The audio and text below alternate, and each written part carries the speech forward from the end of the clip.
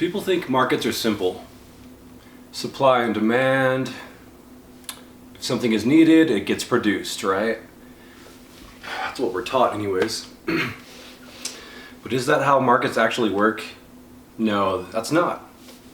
Markets don't respond to need. They respond to demand backed by money.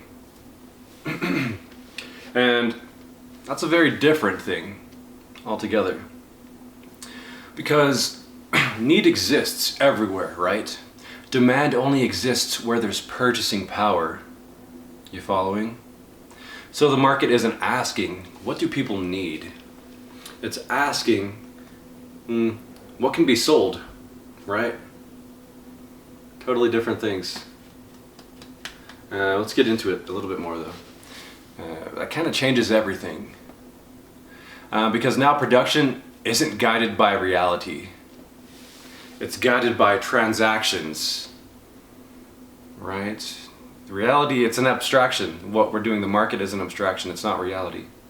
You can have people needing housing, people needing food, people needing care, and at the same time you have empty buildings, excess food, underused capacity, right? We can feed already today, with the inefficiencies, 10 billion people, but many go starving. Because those needs aren't backed by enough money. So the market reads this as, oh, no demand. Although we're humans, we can clearly see there's demand. Have you driven on any street corner during the summer? You see people with signs, there's a demand, they need housing, they need help. Now look at the other side. If something can generate profit, excuse me, even if it's unnecessary, it gets produced. Profit, then people, we are numbers, we are worms, right? More products, more variations, and you get more consumption. Leave some comments. What are your thoughts on this stuff? Because that demand is backed by purchasing power. Yeah. So the system expands there, right? But here's the core insight. Markets don't allocate based on importance, right? They allocate based on profitability. Right. Kind of makes sense. PhDs, leave your comments below.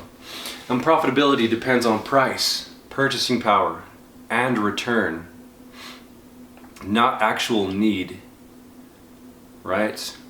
But it goes even deeper. So now you have a system where critical needs can go unmet while non-essential things scale massively. It's kind of a contradiction. But guess what? That's not an error. That's not an error at all. It's how the mechanism works. We're defining the mechanism here. So when people say, the market will figure it out, they're assuming the market sees reality clearly. We've already established price doesn't measure reality. It just doesn't. It sees transactions, purchasing power, totally different things than needs and access, rights. Okay? Now transactions only happen when money is present. We're still in ancient Sumer, just updated technology. We still have the market system from millennia ago. So anything outside that doesn't fully register. It may not be registering with a lot of you folks, but I have a question for you. The question is, if markets only respond to what can be paid for, what happens to everything that can't? What exactly is being optimized?